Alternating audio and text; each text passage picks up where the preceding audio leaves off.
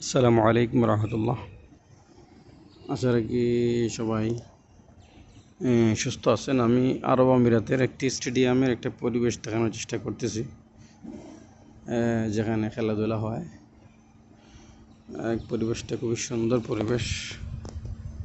একটা side just আমি দেখানোর চেষ্টা করতেছি স্টেডিয়ামের।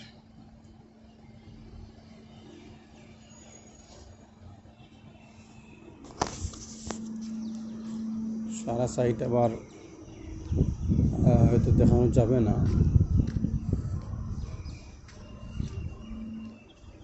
তাদের স্টেডিয়ামের বিভিন্ন বিল্ডিং, তারপরে পরিবেশ সব কিছু আলাদা।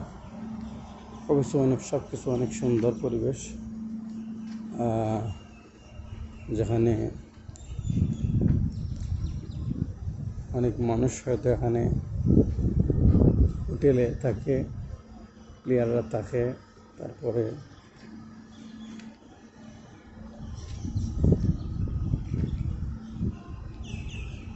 আরও বিভিন্ন সুযোগ সুবিধা আছে, হোটেল আছে, তারপরে ব্যবসা বাণিজ্যের সিচুয়েশন পরিবেশ আছে। ছিলাম এদিকে ব্যায়াম করার জন্য, ওই একটু হাঁটি একটা ভিডিও করার চেষ্টা করি।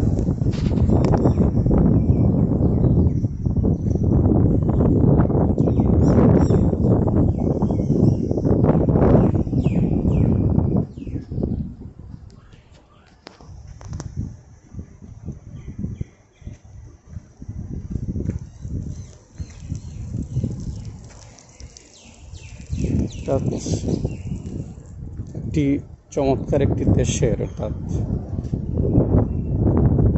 এই যে দেশটিতে আমরা আছি, এই দেশটিতে প্রত্যেকটি বিষয় তার চমৎকার। এটাকে আপনি কখনো অস্বীকার করতে পারবেন না। অন্যান্য দেশে, অনেক ইউরোপ দেশেও সেই পরিবেশটা নেই।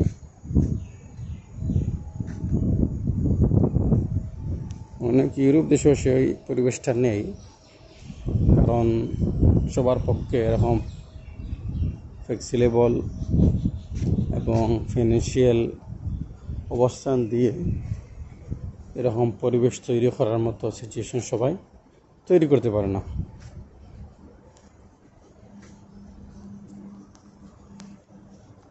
ইতিহাস ঐতিহ্যের লালিত, তাদের ইতিহাস ঐতিহ্যের ধারক বাহক হিসাবে তাদের এই কাজগুলি, তাদের এই যে কার্যক্রমগুলি, তাদের পরিবেশগুলি এমনিতেই ফুটে ওঠে।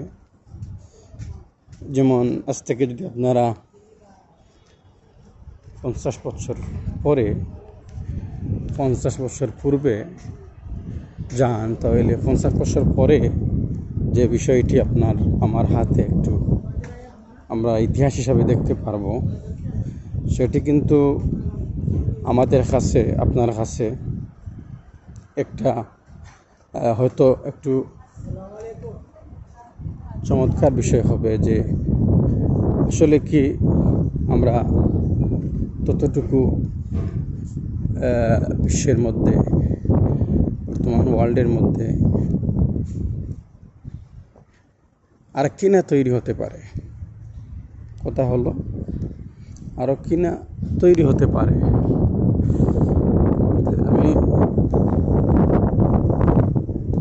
যতটুকু সম্ভব দেখানোর চেষ্টা করতেছি, এজন্য যে আমরা আমাদের দেশ, আমাদের মাতৃভাষার দেশটি শুধু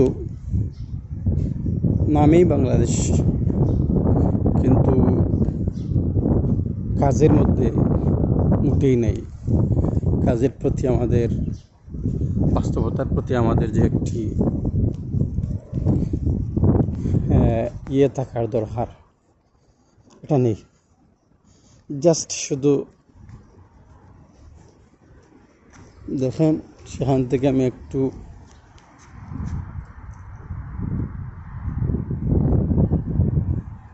দেখানোর চেষ্টা করতেছি। অনেক পরিবেশ সেখানে আছে যেগুলি আসলে স্মরণীয়। জাস্ট স্টেডিয়ামের যে একটা পরিবেশ সেটা আমি বারবার দেখানোর চেষ্টা করতেছি। কথা হলো এগুলা থেকে আমাদের শেখার আছে, এগুলার থেকে মুসলিম বিশ্ব শেখার আছে, এগুলার থেকে আগামী জেনারেশন শেখার আছে। আগামী জেনারেশনরা যেভাবে তৈরি হচ্ছে, অনেক হাওয়া দিচ্ছে, হয়তো ভিডিওটা একটু আমার আওয়াজ ক্লিয়ার হবে না। যেভাবে জেনারেশন তৈরি হচ্ছে এইসব চিন্তা নিয়ে সাধারণ ছেলেরা, সাধারণ যারা জেনারেশন তৈরি হবে, ইয়ং জেনারেশন বলেন, চিলড্রেন বলেন, ইয়ঙ্গার বলেন, ওল্ডার বলেন, সবাই চায় পৃথিবীতে একটা চমৎকার কিছু, একটা ইতিহাস ঐতিহ্যের লালন করে যাওয়ার জন্য, একটা ইতিহাস ঐতিহ্যের পরিবেশ তৈরি করে যাওয়ার জন্য। দুঃখের বিষয় হলো বাংলাদেশে সেটা হয় না, মাতৃভূমি দেশে সেটা হয় না। না হওয়ার কারণে আমাদের দেশের অস্তিত্ব, ইতিহাস, ঐতিহ্য, প্রতিটা ক্ষেত্রের ঐতিহ্যগত বিষয়ে আমরা অবনতির দিকে যাচ্ছি। আল্লাহ পাক এইসব দেশকে রহম করুক, আল্লাহ পাক এইসব দেশকে সাহায্য করুক। রাসূল পাক সাল্লাল্লাহু আলাইহি সাল্লাম, সাহাবায়ে কেরাম যে দেশের মাটিতে ওরা করছেন, ওরা হাঁটাচলা করছেন, সেই দেশের মাটিতে আমরা হাঁটাচলা করতেছি। আমরা একদিন পৃথিবী থেকে চলে যাব, কিন্তু হয়তো ভিডিওর অপশনটা থেকে যাবে। আমরা বলছি যে রাসূল পাক সাল্লাল্লাহু আলাইহি সাল্লাম আদর্শ থেকে আমাদের অনেক শিক্ষণীয় বিষয় আছে। আজকে আরব আমিরাত তারা রাসূল পাক সাল্লাল্লাহু আলাইহি সাল্লামের আদর্শ থেকে অনেক শিখতেছে, অনেক করতেছে। বিজ্ঞান নিয়ে তাদের গবেষণা,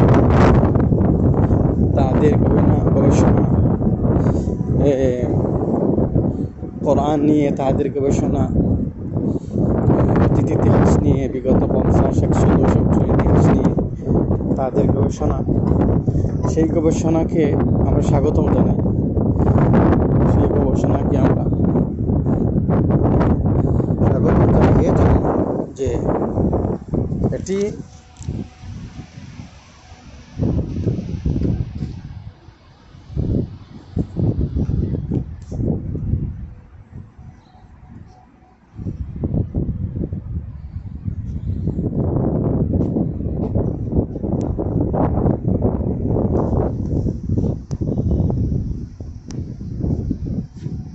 এটি একটি আমাদের শিক্ষণীয় বিষয়, সেখান থেকে আমাদের শিখতে হবে। অতএব ঐতিহ্য, ইতিহাসকে ফলো করে অতীতের 100, 200, 300 বছরের ইতিহাস এবং আগামী 200, 300 বছরের ইতিহাসকে স্বয়ং সমৃদ্ধ করার জন্য মুসলিম জাতি এগিয়ে যেতে হবে। সবাই ভালো থাকেন, সুস্থ থাকেন। আসসালামু আলাইকুম ওয়া রাহমাতুল্লাহি ওয়া বারাকাতুহু।